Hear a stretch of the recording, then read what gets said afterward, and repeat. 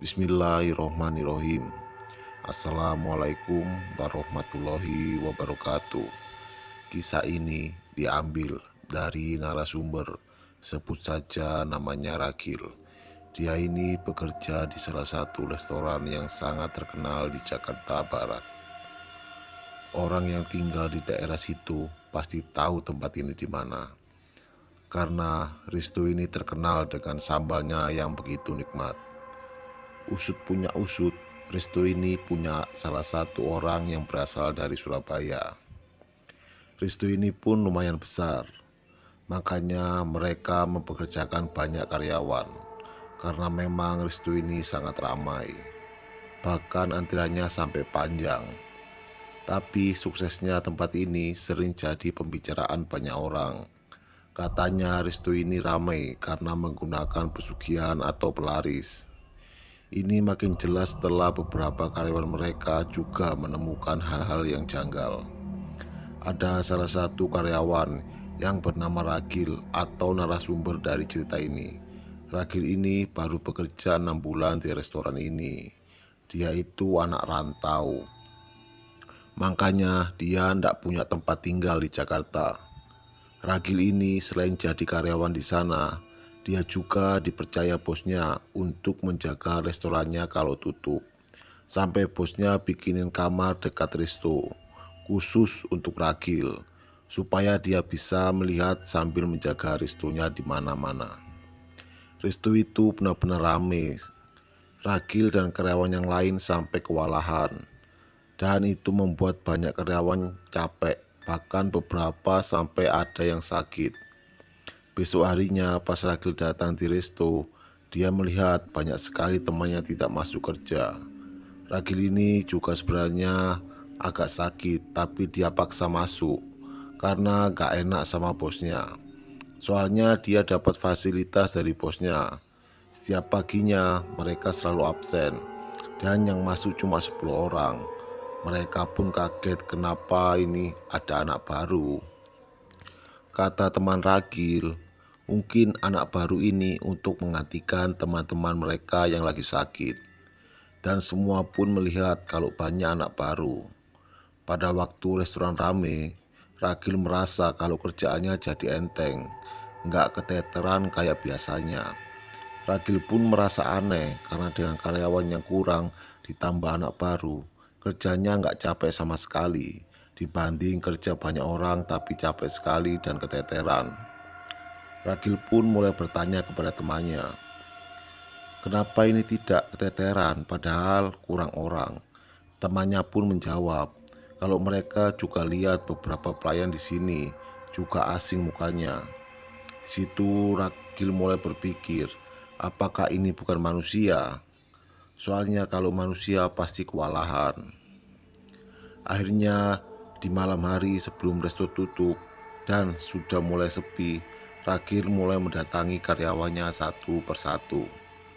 Yang kenal sama dia pasti nyapa, tapi ada yang gak kenal sama Ragil juga.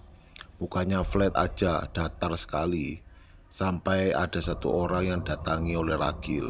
Pas Ragil dekatin, dia dengan ngomong ke dia. Tiba-tiba orang ini bilang, jangan bingung ya, kami cuma diminta untuk bantu.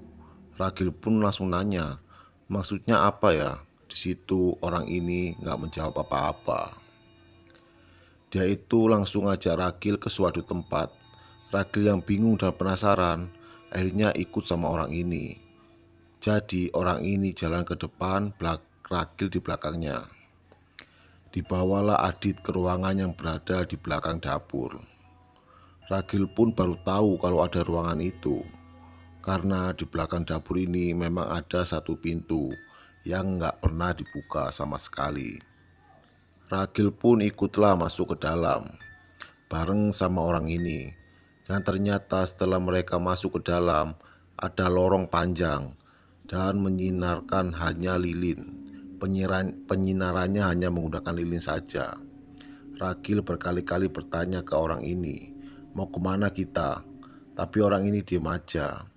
Sampai Ragil pun jadi takut buat tanya lagi. Ragil mencoba balik badan dan mau keluar dari lorong itu.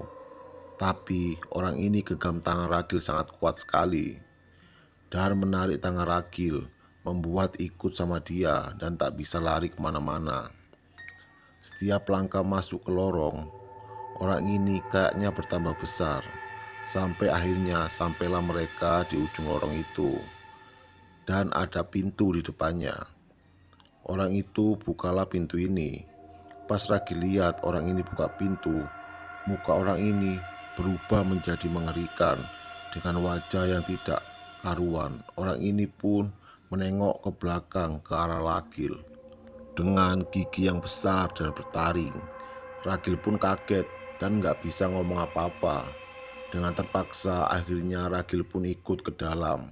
Di dalam ruangan itu Ragil cukup tenang karena ada si pemilik resto di dalam ruangan itu.